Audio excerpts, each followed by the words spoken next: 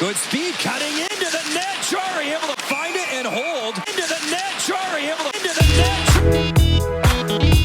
net. Another extremely important game for the Montreal Canadiens tonight, and it's also a day that ends with Y. What's different though is Jacob Fowler will be tending the net tonight for the Montreal Canadiens, which, according to some users on Twitter, claims to be fortuitous and maybe part of a prophecy. Habs rookie goalies to make their first career NHL start versus the Pittsburgh Penguins. Ken Dryden, Patrick Roy, Carey Price, and now Jacob Fowler. I haven't really done any background research on this Dryden, Roy, and Price, but apparently they were pretty good goaltenders. So yeah, let's hope that this is some sort of a prophecy. Montreal Canadiens are slumping. The Pittsburgh Penguins are blowing away expectations. Can the Montreal Canadiens overcome this team? Let's talk about it.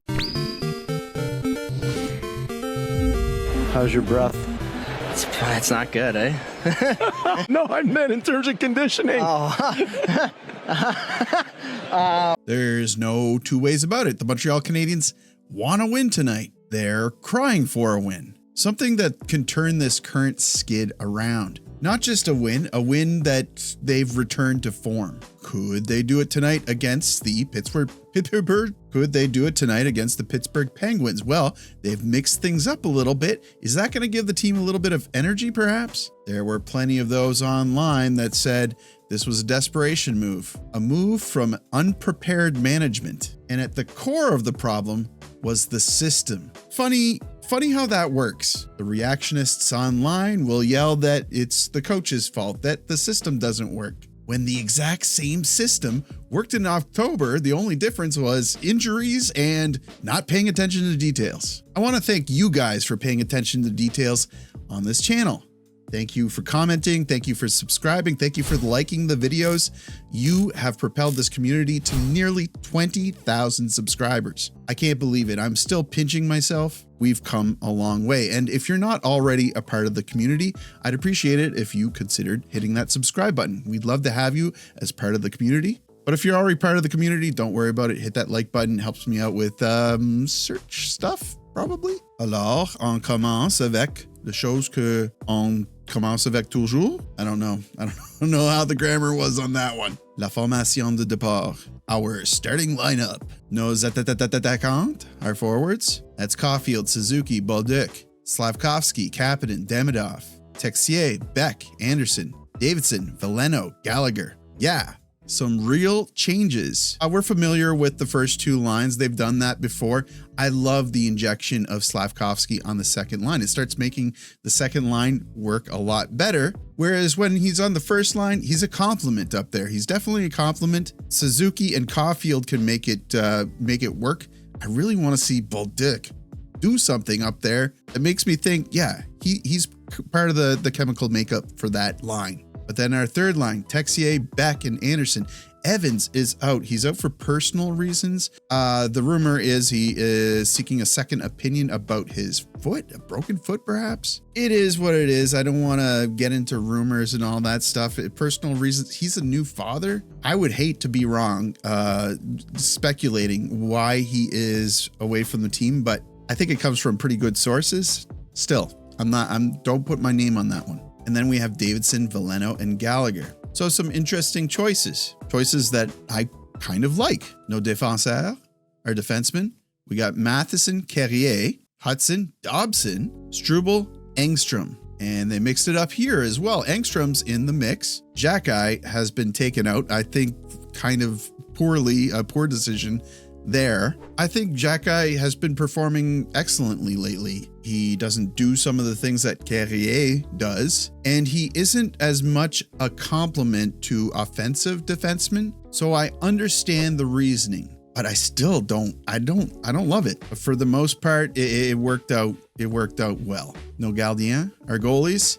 Jacob Fowler taking the crease tonight with Montembeault backing him up. In net for the Penguins will be Tristan Jarry, a goaltender that was once speculated as potentially being on the trade block. But the Penguins, they're making it interesting. So the one team this season that people speculated would be sellers are just not sellers. So they dropped the puck on this one, and right away, Montreal, looking like they're the aggressors here, acting fast on the Penguins. Penguins certainly weren't rolling over and taking it. They were fighting back as well, but eventually Montreal would strike first.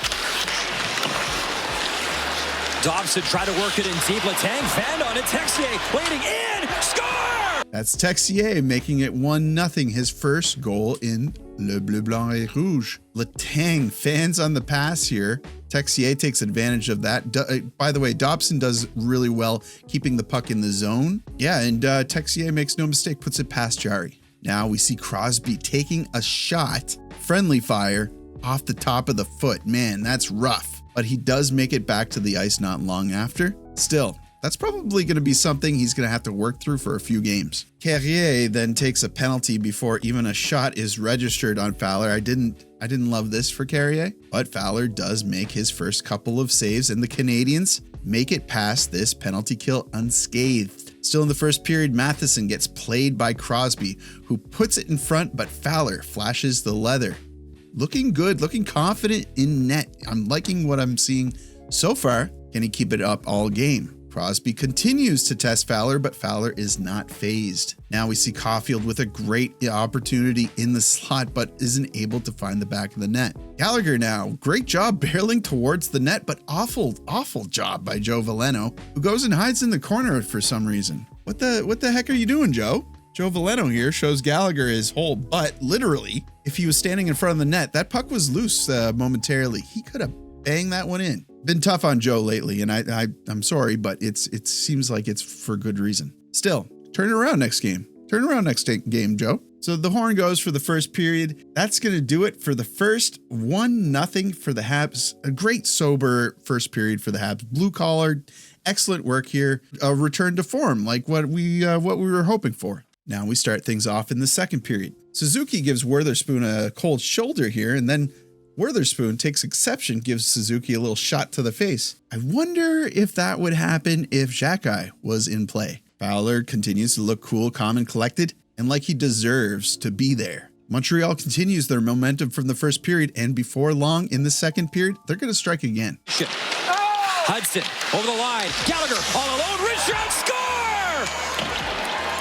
Gallagher, 2-0. They get one for Gallagher. They needed Slavkovsky in there. Slavkovsky carries it in confidently.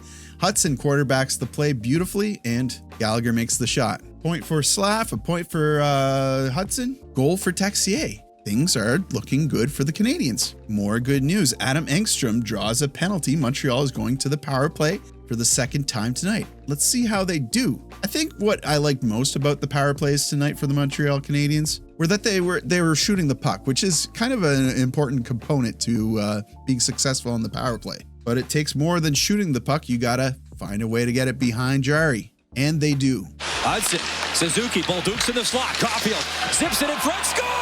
The big job! Caufield! Caufield makes it 3-0. Love the little handshake celebration after he scores. 3-0 for the Montreal Canadiens. This is where they let it all fall apart, right? Not tonight. They're writing a different story. Fowler continues to stuff Sidney Crosby. They're not finding any daylight behind him, and people are starting to whisper, and you know that's going to jinx it, right? Still in the second period, look at Fowler's positioning and his quick but accurate adjustments with absolutely no panic. Watching this now as I'm editing this video, I could cry. But they do halt play here for a second to check if the puck completely crosses the line during a little shot flurry in front of Fowler. They do determine that it didn't cross the line though, and we move on. I noticed that Jaden Struble was struggling on the ice. Like he looked like he was injured, had a hard time getting up. I didn't really realize what happened, but then they showed what happened, and well, now I know why he was struggling. The first line, Caufield, Bolduc, Suzuki are trying to make things happen, but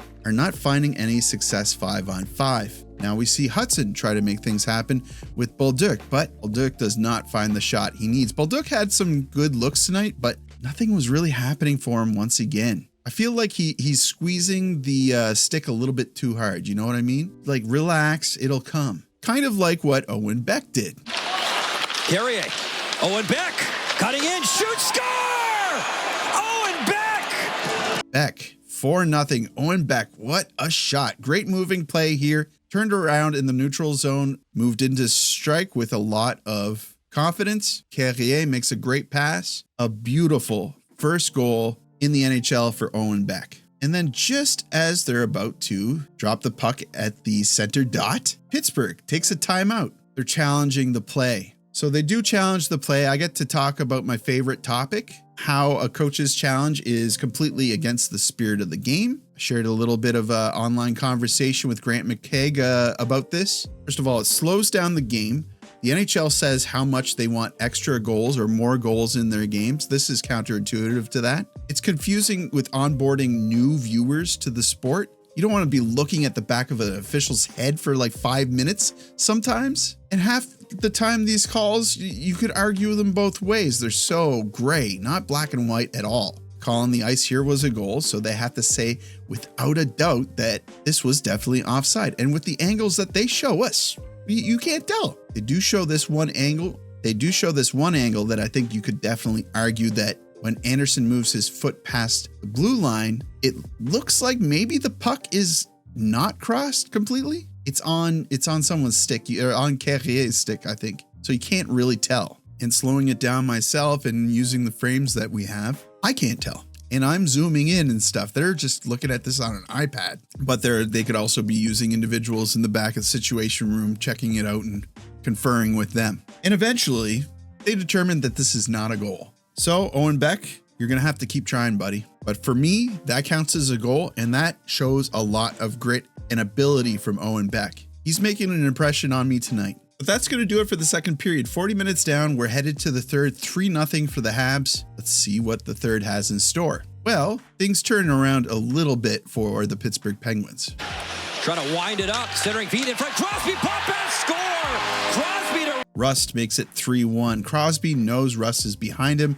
He pops it to him, and Rust is able to spin past Carrier. There goes the shutout for Fowler. All those individuals whispering online, could he do it? Maybe it's going to happen. You jinxed it. And you're just hoping that the momentum doesn't shift for the Penguins, because sometimes all it takes is one goal. Crosby, 70 points in 53 career games versus Montreal. Backdoor feed, score! Never mind. Kapanen makes it 4-1. Only seconds later, Slavkovsky. What a pass. What a drive by Kapanen and Slav. Slav absorbs like 2 or 3 defenders here. Gets it over to Kapanen, and Kapanen makes it his... How many goals is that for Kapanen now? Kapanen is tied for first with 10 goals for rookies. Ivan Demidov leads in assists and is second overall for points.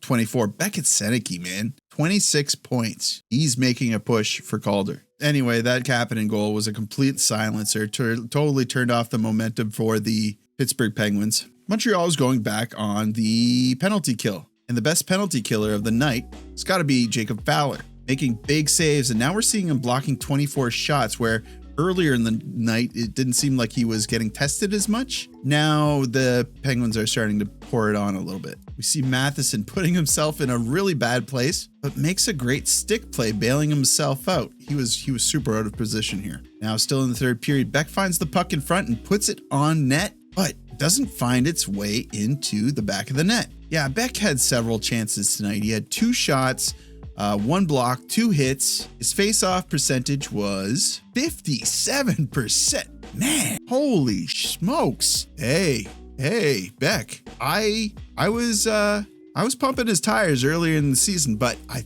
found he just didn't find a different gear this season after camp. Now I'm wondering if they put him on the right missions in the AHL and he's finding his way into a potential role on the Montreal Canadiens. Now Engstrom is going to the box. Pittsburgh gets their 7th power play of the game. Montreal so far has looked good on the PK, but the Pittsburgh Penguins are one of the league's best power play teams. Carlson waiting, shooting, score! Eric Carlson! And sure enough, Carlson makes it 4-2. This shot finds its way through traffic, and Fowler can't find the save, but it does look like he reacts to the shot, just didn't predict how far side it was going. Time is winding down. The net is empty for Pittsburgh, and Fowler coolly flashes the leather on Sid. Still with the net empty, Fowler looks like he's setting up for a shot. If he got a goalie goal this game, I think he would return to Montreal and there would already be a statue erected for him. Now I want you to watch this.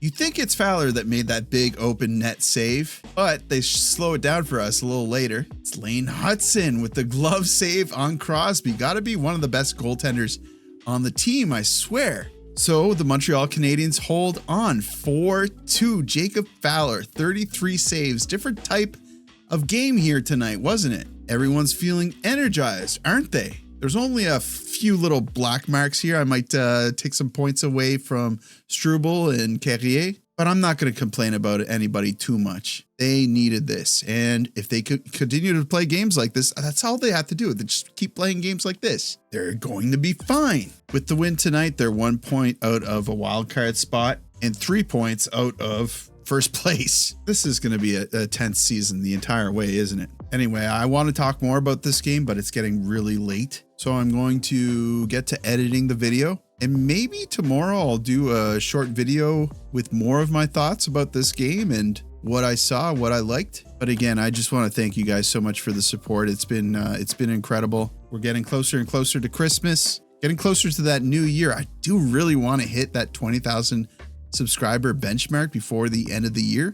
A couple more games like this and I think we'll do it. Let's see if we can pump the numbers on this one. Share it with your uncle, share this video with your Uncle Ted, your Aunt Brenda, your sister Louise. Just hope you guys had a good night. Hope you enjoyed the game, and you guys know what to do.